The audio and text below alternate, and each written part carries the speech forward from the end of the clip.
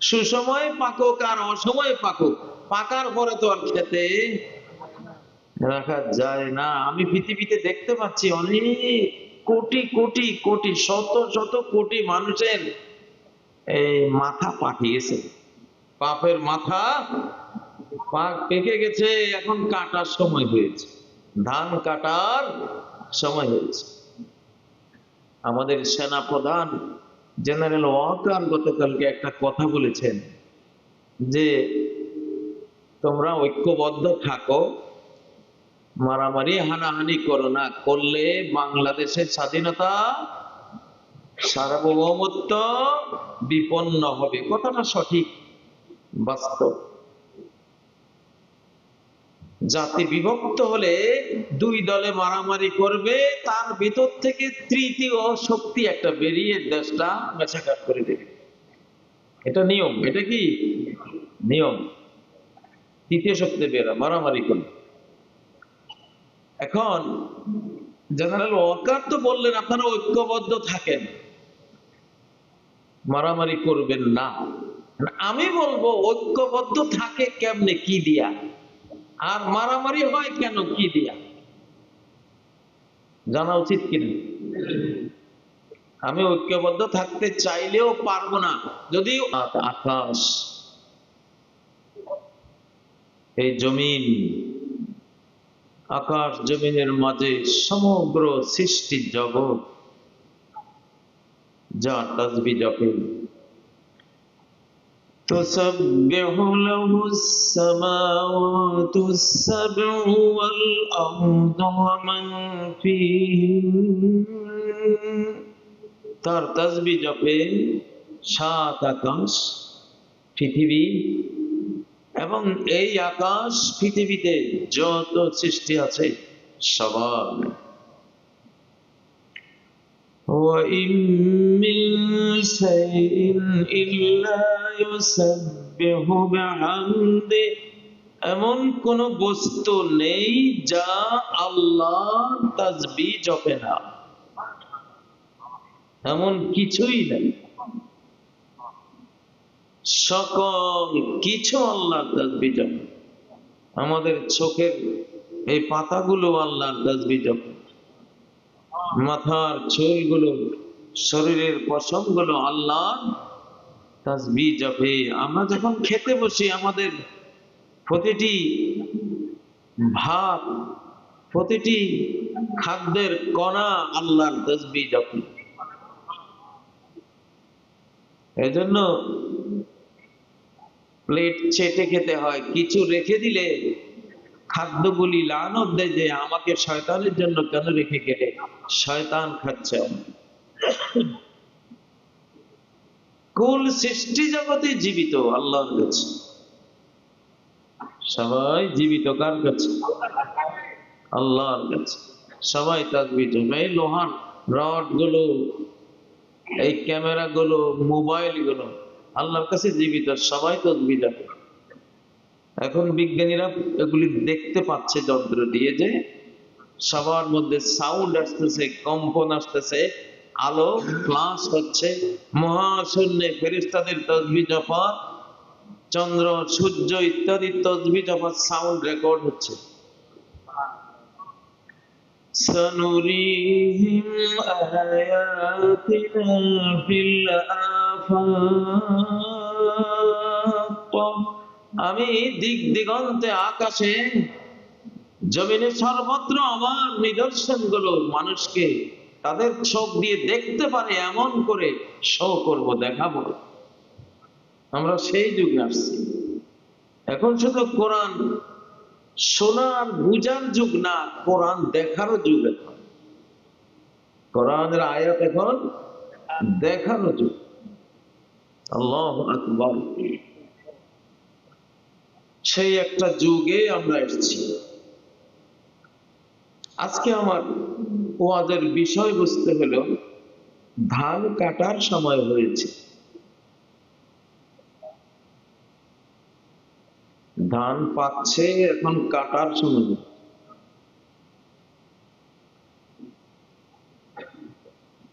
হয়তো বা ভাবছেন ধান পাকছে, কাটার সময় হয়েছে, ধান কাটার সময় হয়েছে। অনেকেই চিন্তা করতেছেন কি বিষয় নিয়ে আজকে কথা হবে। তাহলে এই ধান বলতে কোন ধান? এটা কি ক্ষেতের ধান?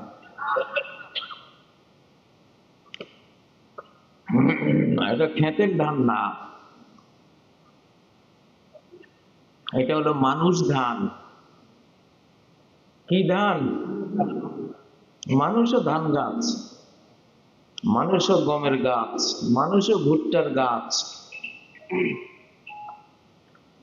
আল্লাহ তাআলা মুহাম্মদ সাল্লাল্লাহু আলাইহি সাল্লাম আর তার সাহাবীদেরকেও শস্য ফসলের গাছের সাথে তুলনা দিয়েছেন। মানুষের জীবন আর একটা গাছের জীবন সেম। كزرع أخرج شطأه فآزره। মুহাম্মদ সাল্লাল্লাহু আলাইহি সাল্লাম আর তার সাহাবীরা যেন কাজারাইন, একটা ফসল শস্য, শস্যের গাছ, আখরাজা শাতআহু, তার পাতা মাত্র মেলেছে, ফাআযারাহু, তারপর সেটাকে শক্তিশালী করেছে, ফাস্তাগলাযা, ধানের মোচা দেখেন না, ধানের মুঠা প্রথমে একটা, পরে আস্তে আস্তে আরো তিনটা চারটা বের হয়, গোছা বের হতে হতে পারে এরকম হয়।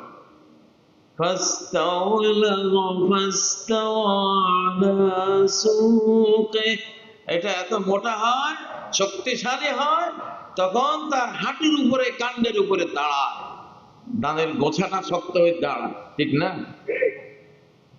এটা মুহাম্মদ সাল্লাল্লাহু আলাইহি সাল্লাম সাহাবীদেরকে তুলনা করেছে যে মুহাম্মদ একজন ছিল, একজন থেকে আস্তে আস্তে আবু বকর আসলো, খাদিজা আসলো, আস্তে আস্তে হযরত আলী আসলো, বেলাল আসলো, আস্তে আস্তে মোটা হইতে হইতে এরপরে বেশ শক্তিশালী, এরপরে এই এক গোছা এক গোছা এক গোছা সংখ্যায় অনেক হয়ে গেল, ঠিক না? মানুষের জীবনটা ফসলের গাছের মতো। আল্লাহ নিজে যিনি বানিয়েছেন মানুষ আর ফসল, তিনি বলতেছেন সূরা কাহফে আল্লাহ বলেন, ইন্নামা মাসালুল হায়াতিদ দুনিয়া কামা, তোমাদের যে জাগতিক জীবন, পৃথিবীর জীবন, একটা উপমা উদাহরণ দিয়ে বুঝো, যেন আকাশ থেকে আমি পানি নাজিল করেছি, বৃষ্টি দিয়েছি। কামাইন আনজালনাহু মিনাস সামা, আমি আকাশ থেকে বৃষ্টি দিলাম। ফাখতালাতু বিহি নাবাতুল আরদ, ওই পানি পেয়ে তার সাথে মিলেমিশে বেড়ে উঠলো মাটির উদ্ভিদ, ফল ফসলের গাছ। আল্লাহ বলছেন তুমিও এরকম মাটিরই উদ্ভিদ। আমি ধান গাছটাকে যেমন মাটি থেকে সৃষ্টি করেছি, তোমাকেও মাটি থেকে সৃষ্টি করেছি। তাহলে আমি যে বললাম ধান কাটার সময় হয়েছে, এই ধান কাটা মানে মানুষ কাটা, মানুষ কাটার সময় হয়েছে। ক্ষেতের ধান কাটে ওই ধানের গৃহস্থ, আর এই মানুষ নামক ধানের গৃহস্থ কে? কে? আমি দেখি এখন মাথাগুলি পাকছে, আমাদের মাথাগুলি পাকছে। নোয়াখালীতে কি কয়, দানের সময় হয়েছে নাকি কয় না, কামলা বদলা মুনি ভাইয়েরা কই, যখন ধান দাইতে যাইতেছে, ধান দাইতে যাইতেছে মানে কাটতে যাচ্ছি। এখন পৃথিবীতে, শুধু বাংলাদেশে না, সারা পৃথিবীতে এখন ধান কাটার সময় হয়েছে। মানুষের কল্লাগুলি পাকছে, এটা হলো এখন ধানের শীষ। মাথাগুলি কি? ধানের শীষ।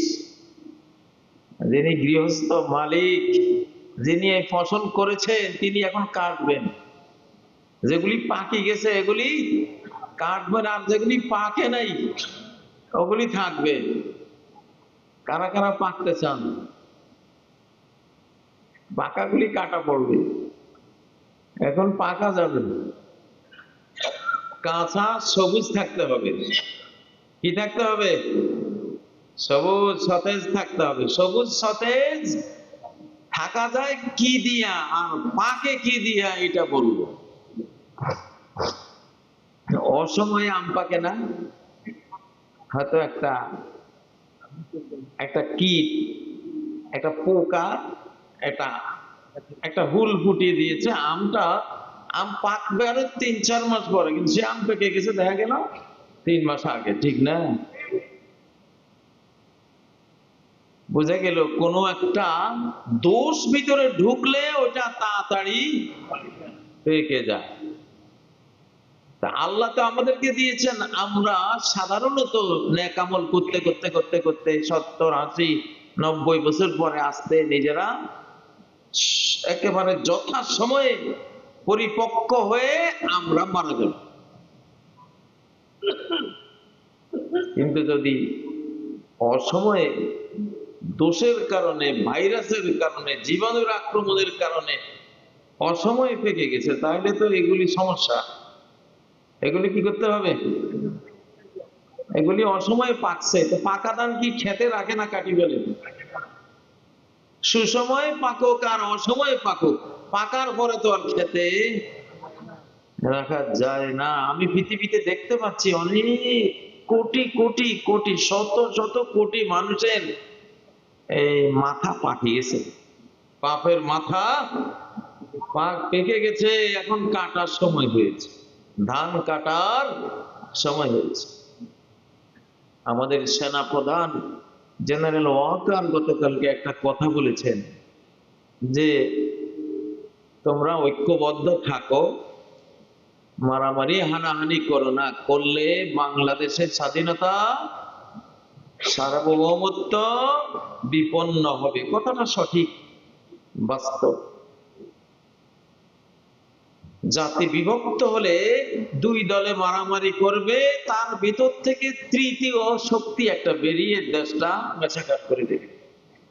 এটা নিয়ম। এটা কি নিয়ম? তৃতীয় শক্তি বেরা মারামারি করবে। এখন জেনারেল ওয়াকার তো বললেন আপনারা ঐক্যবদ্ধ থাকেন, মারামারি করবেন না। আমি বলবো ঐক্যবদ্ধ থাকে কেমনে, কি দিয়া? আর মারামারি হয় কেন, কি দিয়া? জানা উচিত কিনা? আমি ঐক্যবদ্ধ থাকতে চাইলেও পারবো না যদি ঐক্যবদ্ধ থাকার যে মূল কাজ, চেতনা, বিশ্বাস, বক্তব্য, কর্ম আমার জীবনে না থাকে। আমি ঐক্যবদ্ধ থাকতে পারবো পারবো না। ঐক্য তৈরি করে কি কোন জিনিসে? যেমন 100 গরু, এটাকে আপনি এখনো ঐক্যবদ্ধ করবেন। ঐক্যবদ্ধ করতে হলে রাস্তা দিয়ে 100 গরু চালাইতে হলে একটা রশি দিয়ে কি করা লাগে? বাঁধা লাগে। বাঁধা লাগে না? কসাইরা যে গরু নিয়ে যায় দেখেন না, একটা বিশাল রশি দিয়ে বাঁধা একজনে নিয়ে যায়। এখন আমরা ঐক্যবদ্ধ হইতে হলে একখান রশি লাগবে। কি লাগবে? واعتصموا بحبل الله جميعا। তোমরা ঐক্যবদ্ধ হও, ঐক্যবদ্ধ হয়ে আল্লাহর রশি ধরো, ধরে মানে ইসমত অর্জন করো, নিরাপত্তা অর্জন করো, একে অপরকে জড়িয়ে ঐক্যবদ্ধ করে রাখার কাজটা করো।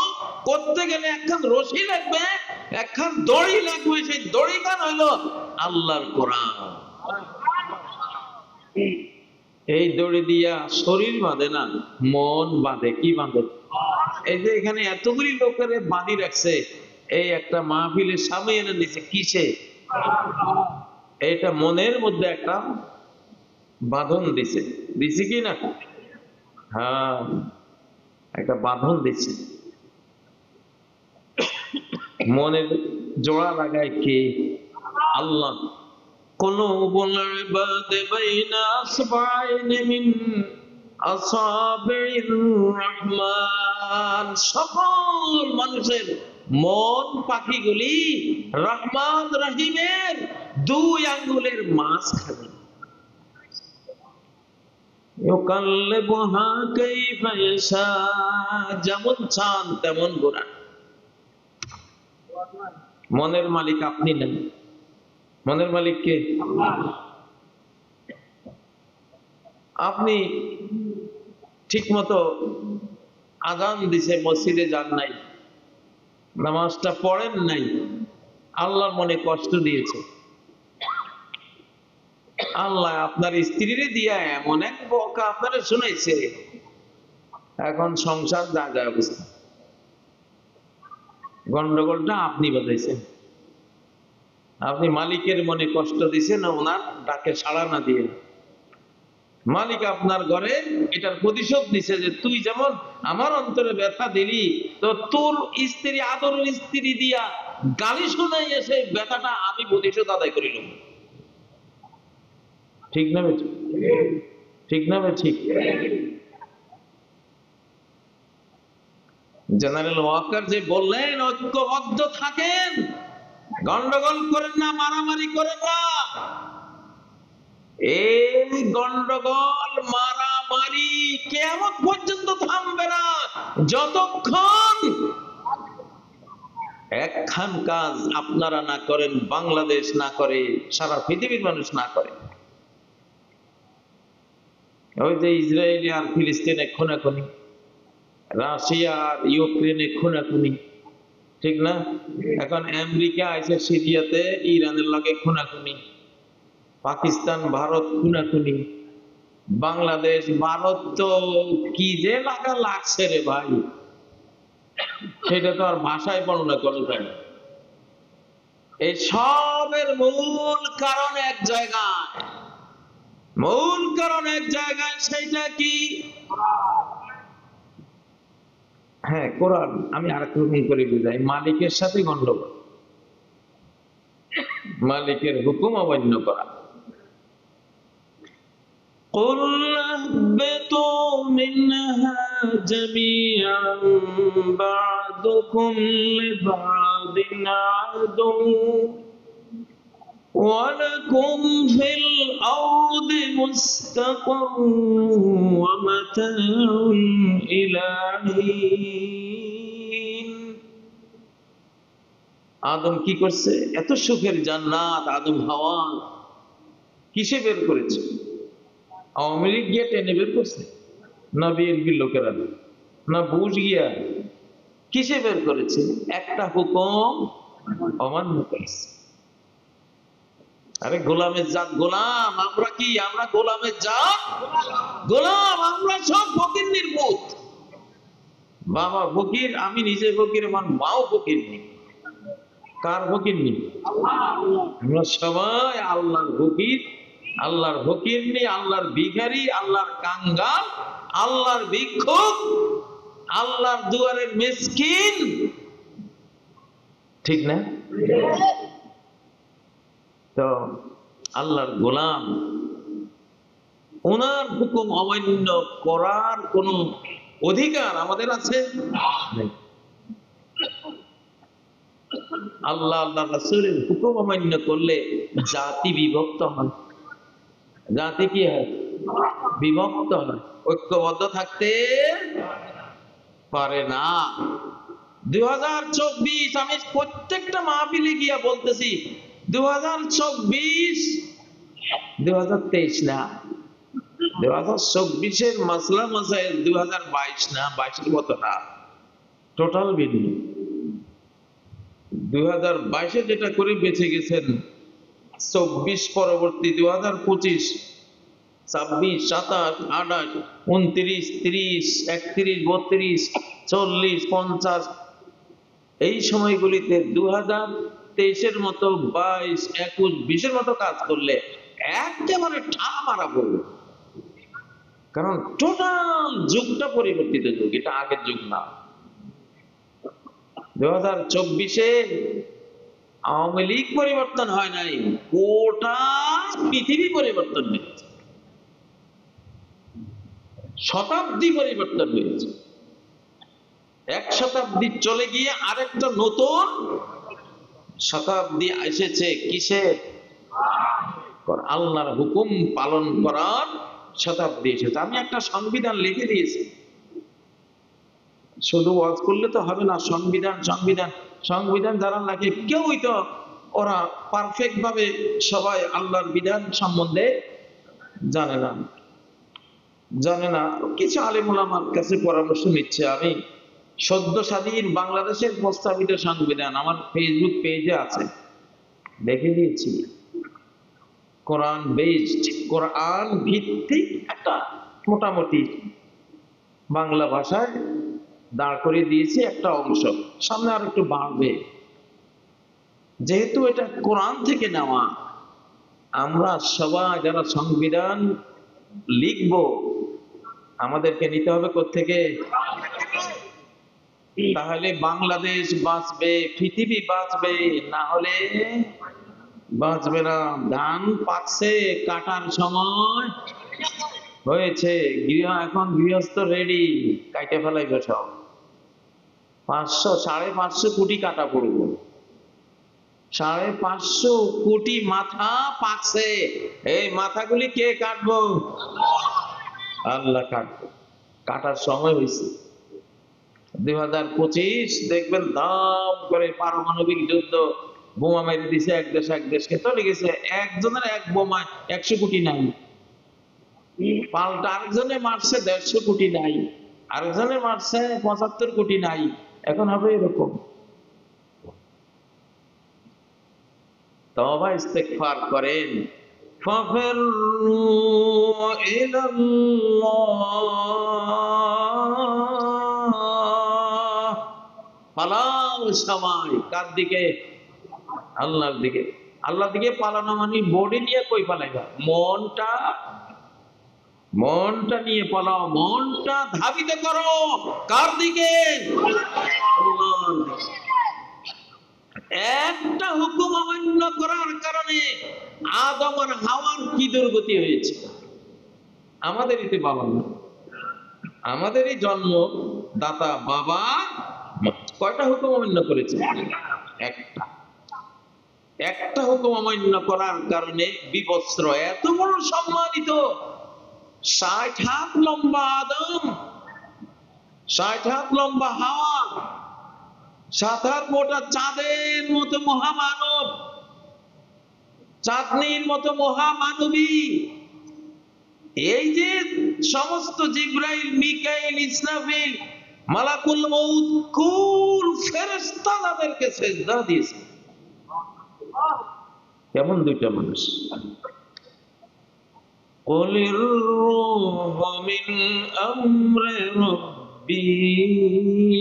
আল্লাহ মানুষকে একটা মাটির দেহ দিয়া একটা রূহ দিয়েছেন। এই রূহটা জিবরাইলের চেয়েও ক্ষমতা দেওয়া, এই রূহটা মিকাইলের চেয়েও ক্ষমতাওয়ালা, এই রূহটা ইসরাফিলের চেয়েও ক্ষমতা দেওয়া। এই রূহটা যে কি শক্তিশালী! আল্লাহ প্রেমিক। রূহ হলো কার প্রেমিক? আল্লাহ প্রেমিক। আল্লাহর ভালোবাসায় সে আল্লাহর ভালোবাসার সাগরে ডুবে থাকে। এমন একটা রূহ আল্লাহ ভিতরে দিয়েছে। ওই কারণে সমস্ত ফেরেশতা সিজদা দিয়ে দিয়েছে। আপনি ঘুমাইলে রূহটা চলে যায় তাসআদু ইলা সামা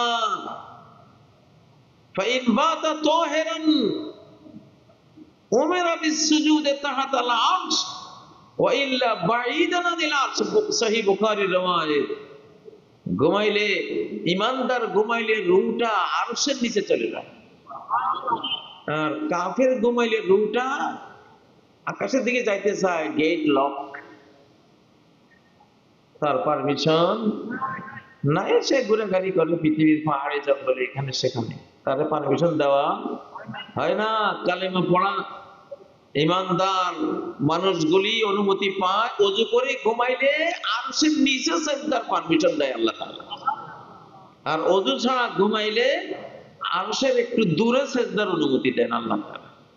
হ্যাঁ না, আপনি আপনার ছেলে, বাবা বা স্ত্রী ঘুমাইছে, তার রুটা কোথায়? আল্লাহর আরশে।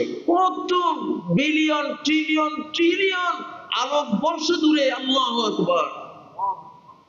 কোন যন্ত্র দিয়ে এখানে যাইতে যাইতে হাজার কোটি বছর গেলেও রাস্তা শেষ হবে না। অথচ আপনি একটু খোঁচা দিলেন, চোখের পলকে রুটা চলে আসলো। কি গতি তার, কি ক্ষমতা তার, ঠিক নয় কি? ও ভাইয়েরা, এত বড় আদম আর হাওয়া একটা হুকুম অমান্য করে কি অপমানিত, লাঞ্ছিত, বেইজ্জত হয়ে জান্নাত থেকে বহিষ্কৃত হলো। আপনি আর আমি কতগুলি হুকুম অমান্য করি। আমার বাংলাদেশ 1947 থেকে আজকে 2025 পর্যন্ত আল্লাহ কয় হাজার কয় লক্ষ হুকুম পার্লামেন্টে বসে বসে অমান্য করেছে, হিসাব করে পারা যাবে? 2024 আল্লাহ দিয়েছেন বান্দাদেরকে, বান্দারা তোমরা বুঝো 24 কি? ছোট্ট ছোট্ট পোলাপাইন বাংলাদেশ স্বাধীন করে নাই, তারা গেছে। শিশু কিশোর 15 বছর 12 বছর 20-22 বছরের পোলাপাইন গেছে, ঠিক না? ফ্যাসিবাদীরা চিন্তাই করে নাই যে পোলাপাইন এগুলি কি করবে, ওরা এখানে গণাই ধরে নেই। আল্লাহ কয় এই তো আমার সুযোগ, তুই যখন গণায় ধরবি না ওই সময় তো কাজ করে ফেলবি। আল্লাহু আকবার। وَآتَاهُمُ اللَّهُ مِنْ حَيْثُ لَمْ يَحْتَسِبُوا। আল্লাহ হামলা করলেন এমন রাস্তা দিয়া, যে রাস্তায় হামলা আসতে পারে ওদের হিসাব নিকাশেই ছিল না, কল্পনাতেই ছিল না। এই যে গুড়াগাড়া পোলাপাইনের হাতে, এত বড় সব পুলিশ যার হাতে, সমস্ত র্যাব যার হাতে, সমস্ত বিজিবি যার হাতে, সমস্ত সৈন্য বাহিনী যার হাতে, সমস্ত আমলা সচিব মন্ত্রী এমপি যার হাতে, বিশাল ভারত যার ব্যাকিং এ যার হাতে, এত বড় শক্তি পোলাপাইনের আন্দোলনে গড়িয়ে যাবে কল্পনা করা গেছে? তারাও বুঝে নাই, কল্পনা করে নাই, আমরাও কেউ কল্পনা করেছেন কে তাহলে? আল্লাহু খায়রুল মাকিরিন। সকল কৌশলকারীদের উত্তম কৌশলকারী কে? জেনারেল ওয়াকার সাহেব, ডক্টর ইউনূস সাহেব, এই জাতি বর্তমানে 2024 পরবর্তী পৃথিবীতে এসছে। 2025 এটা হলো ধান কাটার 25, ধান কাটার 2025। কাইটে ফেলাই ফিরে ভাই, কাটা পড়ার থেকে বাঁচতে হলে কার সংবিধান লাগবে? কোরআন বেসড সংবিধান লাগবে, কোরআন ভিত্তিক সংবিধান লাগবে। এই ছাড়া আর বাঁচার কোনো উপায় নাই। ওহদের যুদ্ধে সাহাবীরা একটা আইন লঙ্ঘন করেছিলেন। কয়টা?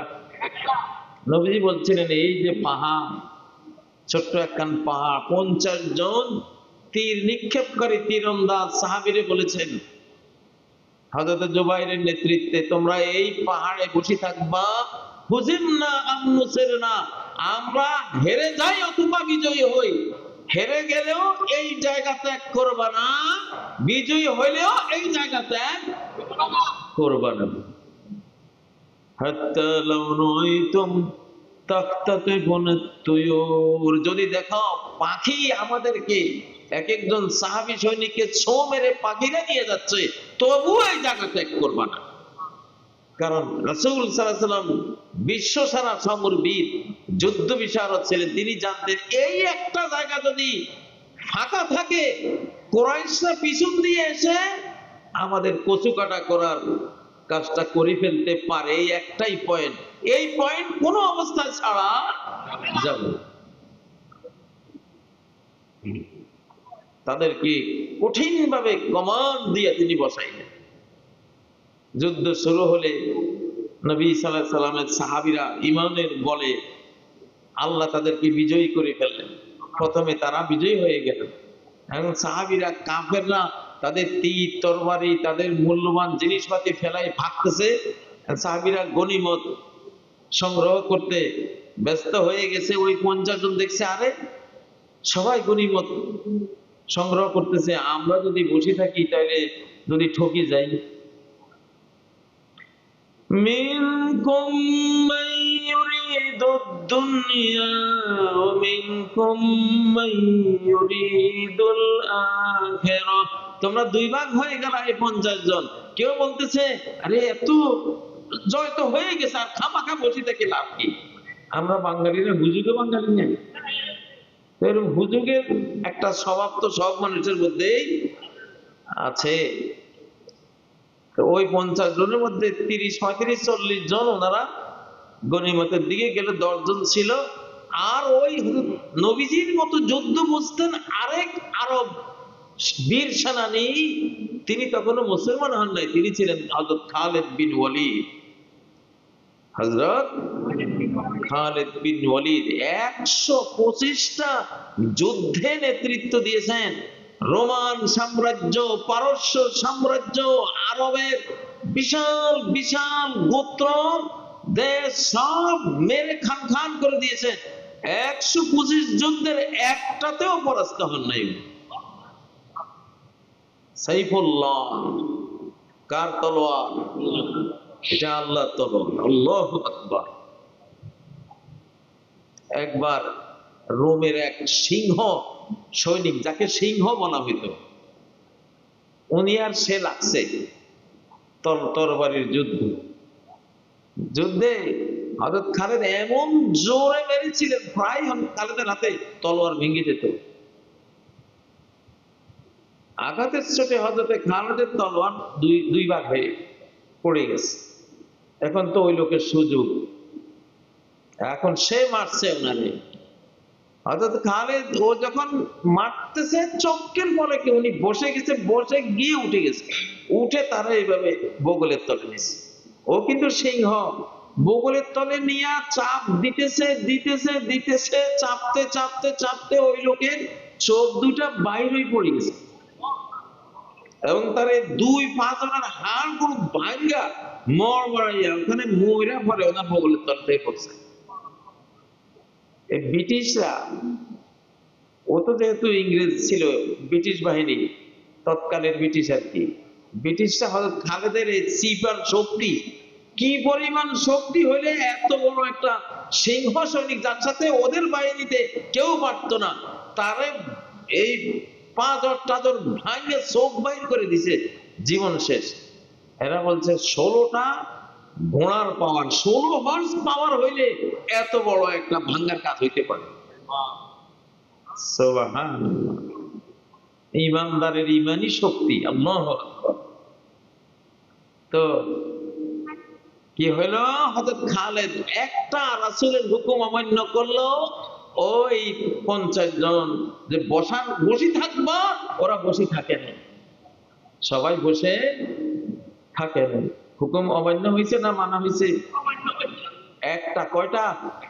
একটা। তাও ইচ্ছা করে অমান্য করেন নাই, বুঝের ভুল হয়েছে যে এখন তো যুদ্ধ শেষ, আমরা তো বিজয়ী হয়ে গেছি, তো আর অযথা বসে থেকে লাভ কি, আমরা একটু গনিমত সংগ্রহ করি।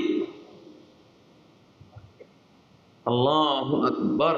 হযরত খালিদ পিছন থেকে এসে হামলা করে 70 জন সাহাবী শহীদ, নবীজির চাচা হামজা সহ, আমির হামজা সহ, সাইয়্যিদুশ শুহাদা সহ শহীদ হয়ে গেলেন। 214 জন সাহাবী রক্তাক্ত, নবীজি সহ দাঁত ভেঙে গেল।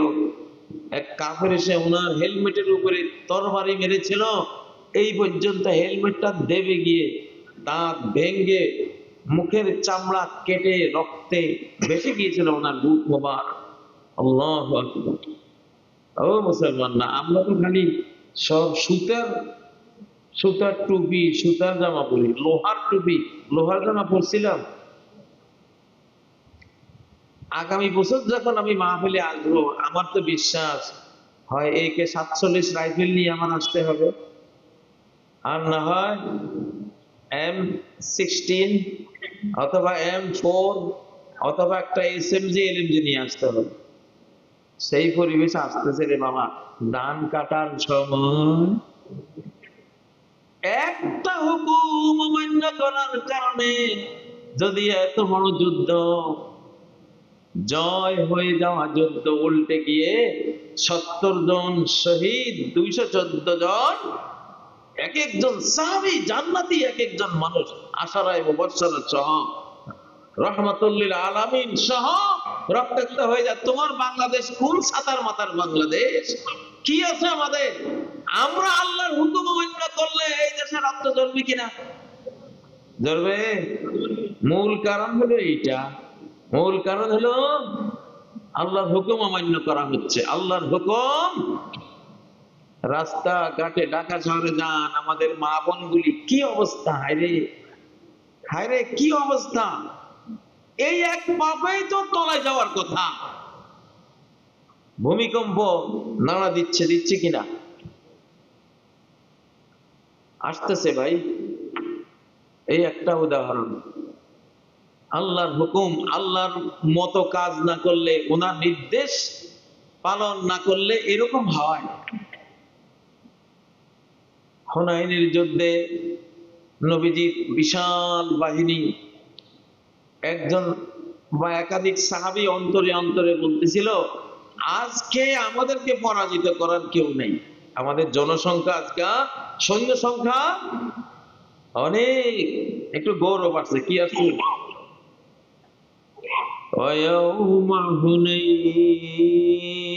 হুনাইনের দিন ভাই, বাংলাদেশে মানুষ এখন ওই শুধু কিচ্ছা কাহিনীর ওয়াজ করলে আপনি বাঁচতে পারবেন না। এখানে মিডিয়া আছে, এই জন্য তথ্যগুলি সরকারের কাছে তো যাবে। মূল গন্ডগোলটা কোথায় হয় এইটা আপনাদের যেমন জানা দরকার, সরকারেরও জানা দরকার আছে কিনা। কারণ সরকারটা তো এবার জনগণের সরকার, আমাদের সরকার। আমাদের উসিলায় আল্লাহ দিয়েছে তাদেরকে ক্ষমতা, ঠিক না বাবারে?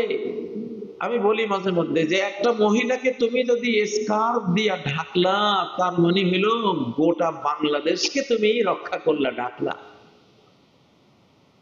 একটা মহিলাকে একটা সেফ শালীন বোরকা ড্রেস দিয়া তুমি হেফাজত করলা, এর অর্থ গোটা দেশকে তুমি হেফাজত করলা, গোটা পৃথিবীটাকে হেফাজত করলা, শুধু বাংলাদেশ না।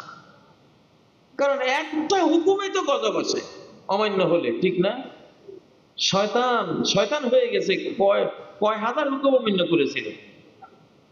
কয়টা? শুধু একটা। শুধু কয়টা? এমন আল্লাহ তাআলা, নবীজি বলেন, মেরাজের রাত্রে আমি গেলাম, মেরাজে সিদরাতুল মুনতাহা পর্যন্ত যাওয়া যায়। সিদরাতুল মুনতাহা সীমান্ত, কুল বৃক্ষ, সীমান্ত বড়ই গাছ,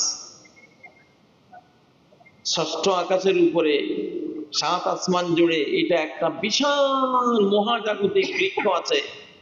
ওই বৃক্ষের ওই পারে আজ পর্যন্ত কেউ যাইতে পারে না। জিবরাইলও না, মুহাম্মদ সাল্লাল্লাহু আলাইহি ওয়াসাল্লামও না, কোন ফেরেশতাও না। ওইটা শাহনশাহ রাজাদিরাজ রব্বুল আলামিনের এরিয়া, ওইটাতে কেউ যায় না। عنده سدرة عند سدرة المنتهى। মুহাম্মদ সাল্লাল্লাহু আলাইহি সাল্লাম গিয়েছিলেন কোন পর্যন্ত? সিদরাতুল মুনতাহা। ওটা হলো প্রেস ক্লাব, মহাজাগতিক ইউনিভার্সাল প্রেস ক্লাব, মহাজাগতিক সংবাদ কেন্দ্র। আকাশ থেকে আল্লাহর যে ট্রিলিয়ন ট্রিলিয়ন বিলিয়ন বিলিয়ন হাজার হাজার কোটি নির্দেশ নামে সব ওই গাছের মধ্যে আসে, গাছ থেকে সংগ্রহ করে ফেরেশতা। আর আজকে যেখানে মাহফিল হচ্ছে, এই সংবাদটা গেছে কোথায়? গেছে সিদরাতুল মুনতাহা।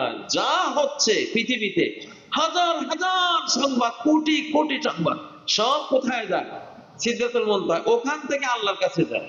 আল্লাহর থেকে যা সংবাদ আসে সেটাও ওইখানে আছে, ওইখান থেকে মাটিতে ফেরেশতারা নিয়ে আসে, নিয়ে আসে। তো আল্লাহ তাআলা উনি যে কত বড়। নবীজি বলেন, আমি মেরাজের রাত্রে যখন ওখানে গেলাম, রাআইতু জিবরাইল কালহিলসিল বালি। জিবরাইল কেমন? পাখা মেললে 600 পাখা, লাহু সিত্তুমিয়াতে জানা, 600 পাখা ঝাপটা দিলে মণিমুক্তা ঝরে। ইয়ানতাসিরু মিনহুমাল লুলু ওয়াল মারজান, লুলু মারজান মণিমুক্তা ঝরে উনি ঝংকার দিলে। একটা পাখা দিয়া লূত আলাইহিস সালামের জাতিকে মাটির নিচ থেকে তুলে আকাশে নিয়ে উল্টিয়ে ফেলে দিয়েছিলেন। ক্ষমতাটা কেমন!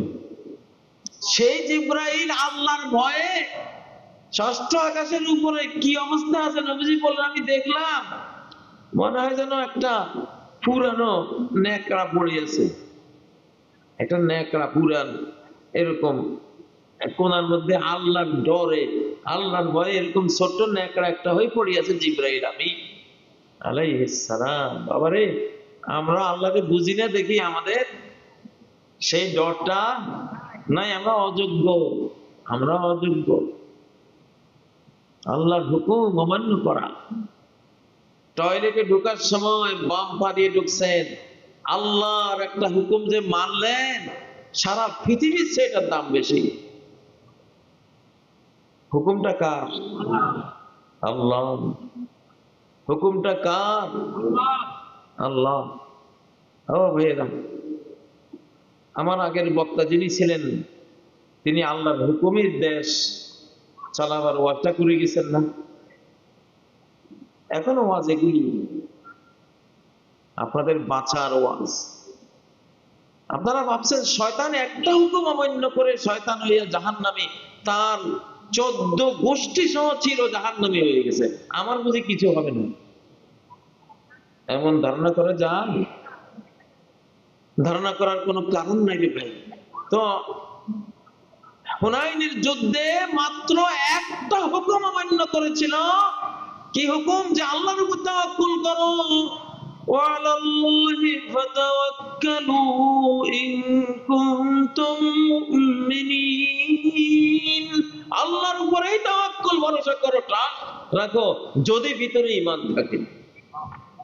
সাহাবীদের 2-1 জনের তাওয়াক্কুলটা চলে গেছে, যে আজকে আমাদের সৈন্য সংখ্যা অনেক, সবার না, 2-1 জন।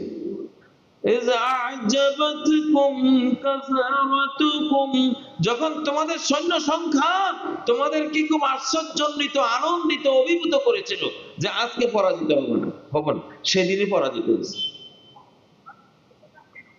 সেদিনে কি পরাজিত হয়ে গেছে সাহাবীরা। আল্লাহ নিজে ফেরেশতা পাঠিয়ে পরে ওই পরাজয়টাকে উদ্ধার করেছে। নবীজি যখন এক মুঠ পানি নিয়ে শাহাতিল উজু বলে নিক্ষেপ করেছিলেন, কঠিন যুদ্ধে সাহাবীরা হেরে যাচ্ছিল, এমন অবস্থা, নবীজি যে এক মুঠি মারলেন, এক মুঠিকে হাজার হাজার মুঠি বানিয়ে প্রত্যেক কাফেরের চোখে এক মুঠ করে আল্লাহ পাচ্ছে। وما رميت إذ رميت ولكن الله رمى।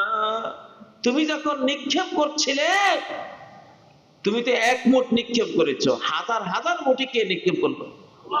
ওটা কার কাজ ছিল? আল্লাহ। তখন সাহাবীরা উদ্ধার পেয়েছে, নাহলে বিশাল সংখ্যা। একটা কথা যে আজকে আল্লাহ নুগলাবা মিন কিল্লা, আজকে আজকে আমরা সৈন্য সংখ্যা এত বেশি যে আজকে পরাজিত হব না, আল্লাহর কথা ভুলে গেছে। চোখের মধ্যে বালি পড়লে সেটা কি এক কণা বালির মতো লাগে, না হিমালয় পাহাড়ের মতো লাগে? কয় বুদে আদম দিদে নূরে কদিম। আদম হইল, মানুষ হইল, এটা কেমন? আল্লাহর সাথে তার এত মায়ার সম্পর্ক, এই মানুষের এত স্নেহ মমতার সম্পর্ক। আল্লাহ চোখে বালু পড়লে যেমন পাহাড়ের মতো মনে হয়, এই মানুষ আল্লাহকে ধূলিকণার মতো একটা কষ্ট দিলে, একটা অমান্যতা দিলে আল্লাহর কাছে ওই রকম কষ্ট লাগে। ও ভাইরা, তো বাংলাদেশকে বলছি, জেনারেল ওয়াকার ডক্টর ইউনূস সাহেব, এই যুগটা ভিন্ন যুগ, অলৌকিক যুগ। সামনে আমি বলেছি 10টা অলৌকিক ঘটনা ঘটবে। হঠাৎ সূর্য পশ্চিম থেকে চলে আসবে। কোথেকে আসবে? যেই পশ্চিম থেকে উঠবে, তওবার দুয়ার বন্ধ, আর তওবা দিবে না। পশ্চিম থেকে সূর্য উঠে গেলে ওই সময়ে যারা বেঁচে থাকবে, যারা বেঁচে আছে, পশ্চিম থেকে সূর্য উঠে গেছে, যদি এটা হয়, কোন হিন্দু বৌদ্ধ খ্রিস্টান যারা তখন বেঁচে আছে, ওরা ঈমান আনলেও আর ঈমান কবুল হবে না। لا ينفع نفسا إيمانها لم تكن آمنت من قبل أو كسبت في إيمانها خيرا। ওই দিন যখন সূর্য পশ্চিম থেকে উঠবে, যে বেনামাজি ছিল ওইটা দেখে ভয়ে নামাজ শুরু করছে, আল্লাহ বলবেন না, তোমার বেনামাজি থাকা লাগবে, আর নামাজ কবুল হবে না। যে সুদখোর ছিল, সূর্য পশ্চিমে দেখে সুদখোরি ছেড়ে দেবে, আল্লাহ বলবেন না, এটা আর কবুল হবে না। গার্লফ্রেন্ড বয়ফ্রেন্ড, আরে বাবা, বিবাহ বন্ধনে দুনিয়া ভরেই তো, কিয়ামত, দুনিয়ার শুরু থেকে এই পর্যন্ত বিবাহ বন্ধনে তো মানুষ ছিল। দরকার আছে শয়তানি করা, হার্ট অ্যাটাক হওয়া। জাপানিরা গবেষণা করেছে যে যারা বয়ফ্রেন্ড গার্লফ্রেন্ড নিয়ে চলে, এগুলি শতকরা 60% বেশি হার্ট অ্যাটাকে মারা যায়। অশান্তি, পাপে অশান্তি, আলস্যে দারিদ্র আনে, পাপে আনে দুঃখ। আলস্যে দারিদ্র আনে, পাপে আনে দুঃখ। পরিশ্রমে ধন আনে, পুণ্যে আনে সুখ। পরিশ্রম করে ধনী হতে পারবা না, সুখী হইতে পারবা না। সুখী হইতে হলে আরেকটা জিনিস লাগবে, সেটা কি? কোরআন, নেক আমল। নেক আমল, পুণ্য লাগবে, ভালো আমল, সালাত লাগবে, যাকাত লাগবে, হজ লাগবে, মায়ের সেবা লাগবে, দরিদ্রের সহযোগিতা লাগবে, এতিমের সাহায্য লাগবে, ঠিক নয় কি? ভাইয়েরা, তো কি বলতেছিলাম? আল্লাহ হুকুম পালনের মধ্যে কি, আল্লাহ হুকুম যদি আমরা পালন করি, পৃথিবী টিকবে। আর যদি এখন অমান্য করি, এখন আর বাঁচার উপায় নেই। ফেরাউন বাঁচতে বাঁচতে বাঁচতে, যখন ফেরাউনের ধ্বংস হওয়ার যুগ শুরু হয়ে গেছে, সেদিনও 10-12 লক্ষ আর্মি লইয়া ছুটছে মুসা আলাইহিস সালামকে শেষ করে ফেলবে। আজকে আল্লাহ বলে, ফেরাউন রে, তোর আজকে আর এই 10-12 লক্ষ আর্মি দিয়া এতদিন বাঁচছিলি, এখন যুগ চেঞ্জ হয়ে গেছে। আজকে এখন মুসার যুগ, তোর যুগ এখন আর নাই, তোর সময় এখন আর নাই, আমার মুসার যুগ শুরু হয়ে গেছে। তুই মনে করছিস এখনো তোর যুগ আছে? তোর যুগ নাই। 10-12 লক্ষ আর্মি লইয়া সাগরের তলা 2-3 কিলোমিটার পানির নিচে গেছে কিনা? যুগ থাকলে জিনিস হয়, আমার ভাগ্যের যুগ, সৌভাগ্যের যুগ আছে, আমি সব করতে পারবো। যে আমার সৌভাগ্যের যুগ শেষ, আর কোনো কিছুতে আমি বাঁচতে পারবো না। হাসিনার সৌভাগ্যের যুগ শেষ হয়ে গেছে 5ই আগস্ট। এতদিন যাদেরকে দিয়ে সে বাঁচছে, সেই দিন ওদেরকে দিয়ে সে বলছে, ওরা সবাই বলে দিচ্ছে, ম্যাডাম আজকে মাফ করবেন, আপনার সময় 45 মিনিট। 2041 না, 2041 পর্যন্ত না, সময় আছে কত? 45 মিনিট। 45 মিনিট সময় দিছিল না? জেনারেল ওয়াকার তো বলছিলেন, ম্যাডাম আপনার সময় কত? এর মধ্যে ভাবতে পারলে বাঁচলেন, না হলে মরলেন। যুগ শেষ। কারণটা কি? যুগ শেষ, সময় শেষ। ট্রেন যাবে 6টায়, আমি 7টা বাজে গিয়ে ট্রেন খুঁজতেছি। রেল মাস্টারকে, হুজুর কি খোঁজেন? ভাই আমি তো ট্রেনটা কি চলি, আপনি কি ব্যাক করল নাকি? 6টার ট্রেন 7টা বাজে, ওটা তো নাই। আর আজকে সারাদিন এটা এখন আর পাইতেন না, তো গেছে গা, সময় শেষ। কি শেষ? সময় শেষ। ফেরাউন বুঝে নাই যে আজকে আমার সময় শেষ। ও দুনিয়ার ফেরাউন না নমরুদরা, তোমাদের সবার কিন্তু সময় শেষ হয়ে গেছে। ওরে মোদি রে, তোরও সময় শেষ। ওরে হাসিনা, তোরও সময় শেষ। তোদেরও সময় নাই, আমার আল্লাহর সময় তোদেরকে দিবে না। এখন দুনিয়াটা আল্লাহ নিজের মন মতো করে সাজাবে। وذكرهم بأيام الله। আল্লাহর দিন, আল্লাহর যুগ শুরু হয়েছে, এখন এইটার কথা বলো। উপদেশ দাও যে আল্লাহর সময় শুরু হয়ে গেছে, তোমাদের সময় এখন। এখন কাজী ইব্রাহিমের সময় পলাই গেছিল। মুসা আলাইহিস সালাম যখন পলাইছে, সেও আমি তো পলাইছি, পলানো সুন্নত। খামাখা তোকে মতো জালিমিনাতে মরবো কা?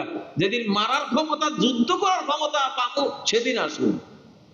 আসলে আমি নিয়ত করে গেছিলাম ইমাম মাহাদির লই আসুন ইনশাআল্লাহ। তো আল্লাহ কয়, রাখ, তোর ইমাম মাহাদির আগে তোর আমি বাংলাদেশে। আমি তো আদালতে দাঁড়ায় বলছিলাম ঢাকার দিল্লি একসাথে দখল করবো আমি।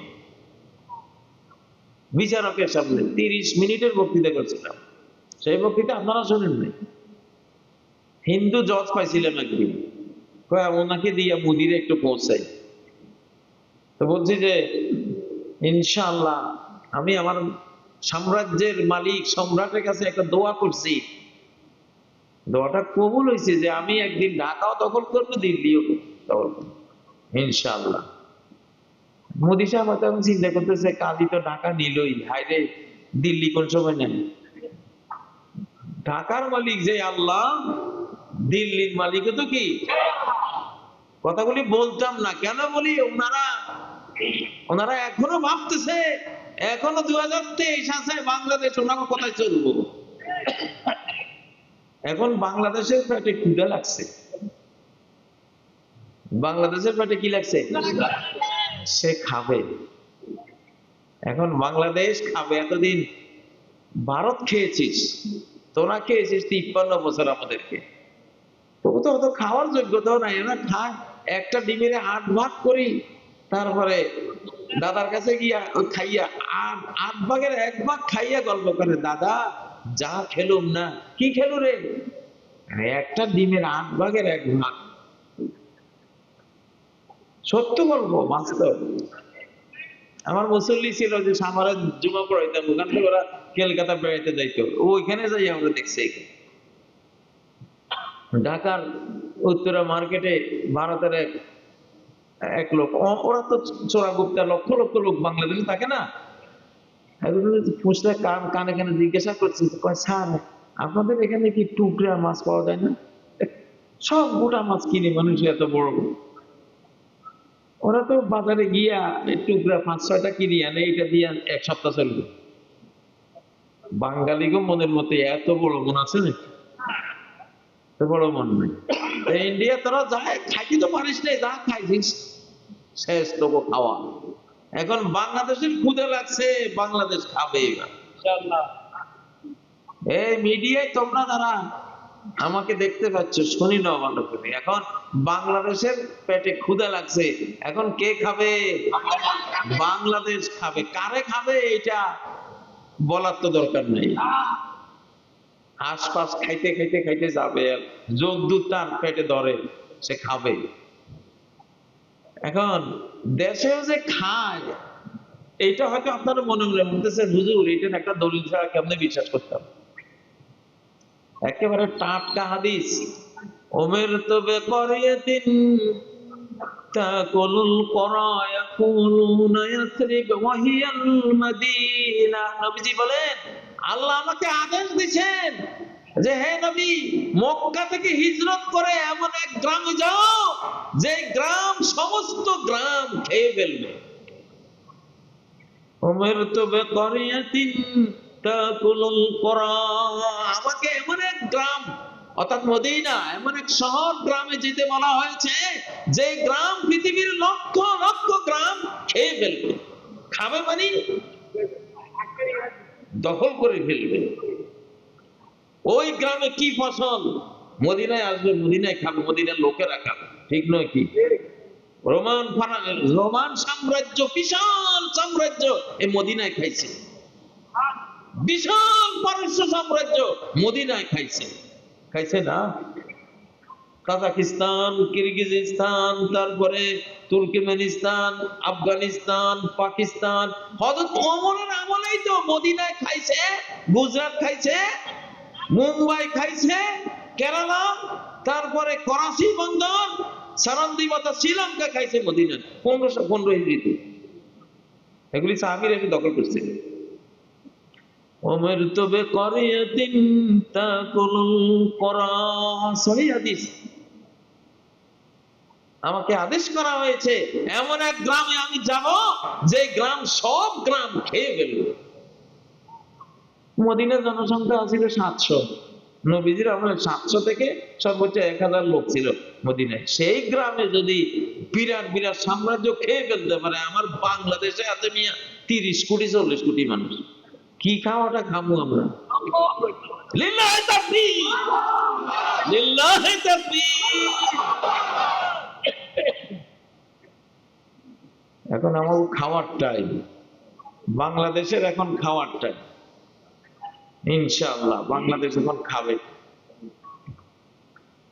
ইয়াকুলুনা ইয়াসরিব, নবীজি বলে এরা ওই গ্রামকে মানুষ ইয়াসরিব বলে, ওয়াহিয়াল মদিনা, অথচ তার নাম কি? মদিনাতান ফিন্নাস কামা তানফিল কিরু ফাবাসাল হাদিদ। ওই মদিনা জং ধরা মানুষগুলিকে, পাপী মানুষগুলিকে এমন ভাবে তাড়াবে যেমন কামারের চুলা লোহার উপর থেকে আগুনের হিট দিয়া সব জং টং সব দূর করে দেয়, ঠিক না? তো মদিনায় খাইছে রোমান সাম্রাজ্য, মদিনায় খাইছে পারস্য সাম্রাজ্য, মদিনায় খাইছে এই গোটা হিন্দুস্তান, খাইছিল না? মুসলমানরা জয় করে 750 বছর শাসন করছে না এটা। আর সাহাবীর আমলেই তো গুজরাট, মুম্বাই, কেরালা, শ্রীলঙ্কা সহ করাচি বন্দর সব খাইছে। বাংলাদেশও খাইছে সাহাবীদের আমলে। লালমনিরহাটে মসজিদ পাওয়া গেছে 74 হিজরি, নবীজির মৃত্যুর মাত্র 64 বছর পরের ইটে লেখা, মসজিদের ইটে লেখা। তো নবীজির মৃত্যু 64 বছর পরে একখান পাকা মসজিদ লালমনিরহাটে তৈরি হইতে গেলে অবশ্যই 30-40 বছর আগে মুসলমানদের এখানে আসতে হয়েছে, ঠিক না? ওই আমলে একখান পাকা মসজিদ সহজে বানানো গেছে? বহুদিনের সাধনার পরে এই মসজিদটা বানাইছে। তাহলে যদি 74 হিজরির মসজিদ হয়ে থাকে, অবশ্যই 15-20 হিজরিতে মুসলমান চলে আসে বাংলাদেশ। এখন বাংলাদেশে কি কি খাবে আমি এখন বললে সমস্যা আছে, আমি বলবো না। খাওয়া শুরু হোক ইনশাআল্লাহ, মনেরটা মনে আছে, এখন বলবো না। আরে বাবারে, আজকে থাক না, তোমরা তো এই মাসলাই জানতে না যে একটা দেশেরও ক্ষুধা আছে, একটা দেশেরও কি ক্ষুধা আছে। বিজ্ঞানীরা তো জানে না এইসব কথা, বিজ্ঞানীরা জানবো কিন্তু, এটা তো কোরআন হাদিসের ওহীর বয়ান এগুলি, ঠিক না? উমিরতু বিকারিয়াতিন তাকুলুল কুরা, আমাকে আদেশ করেছেন আল্লাহ, আদেশ করা হয়েছে আমাকে এমন একটা জনপদে, শহরে, গ্রামে আমি যাব যেটা সমস্ত গ্রামগঞ্জ খেয়ে ফেলবে। আলহামদুলিল্লাহ, আমি মদিনায় গিয়ে এইবার ভাবলাম যে বাংলাদেশের লগে মদিনার মিল আছে। মদিনার 3 দিক এরকম দুর্ভেদ্য, 3 দিকে কোন সৈন্য মদিনায় ঢোকার রাস্তা নাই। বাংলাদেশেরও 3টা দিক এরকম সুরক্ষিত। একদিক হলো টেকনাফ থেকে একেবারে বাকেরগঞ্জ, সুন্দরবন পর্যন্ত সাগর দিয়ে ঘেরাও। এখান দিয়ে স্থলবাহিনী সৈন্য আসার তেমন কোনো সুবিধা নেই। জাহাজে আসতে চাইলে আমরা তো ওই ট্যাঙ্ক টুঙ্ক লয়ে বসে থাকবো, কেমন আসলে লইয়া দিব ওইটারে ঠুস করে, ঠিক না?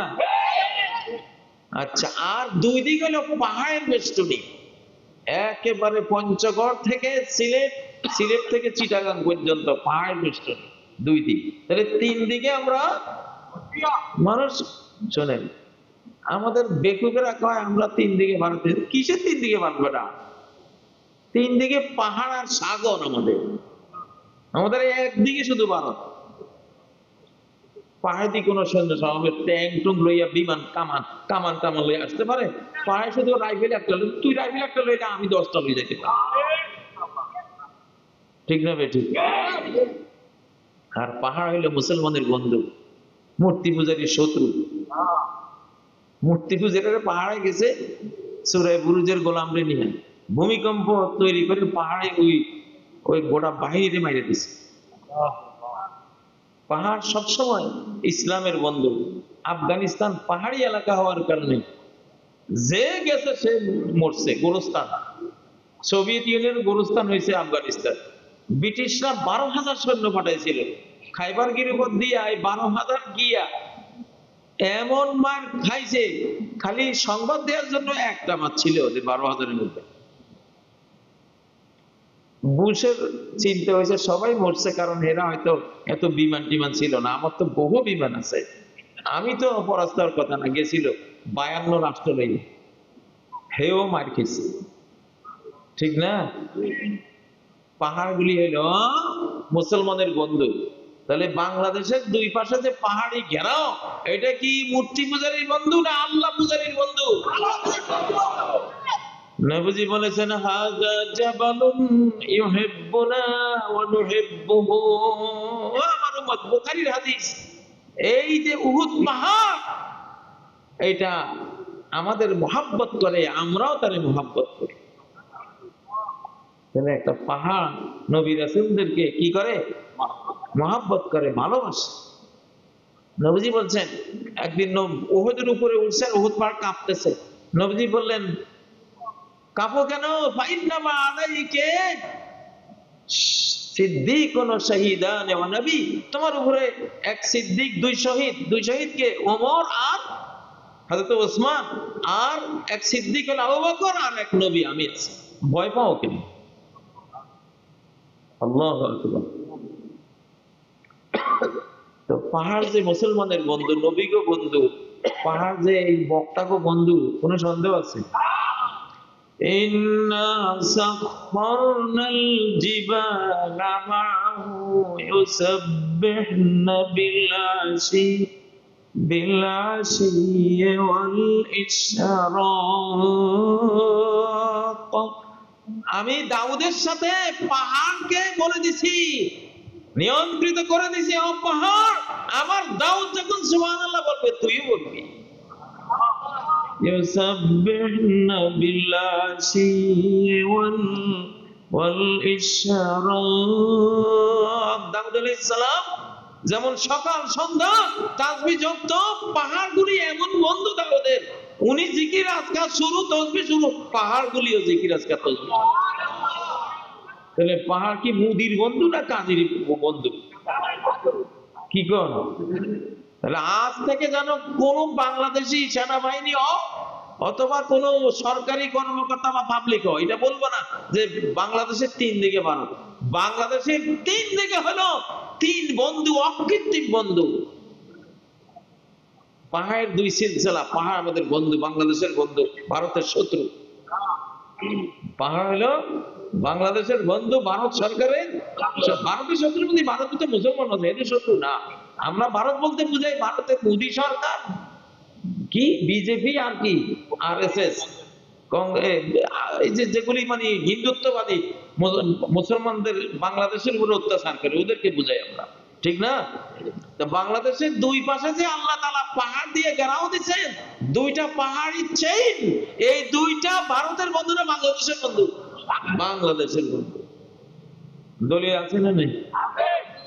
আরো কি দলিল লাগবে? তাইলে ভয় কিসের?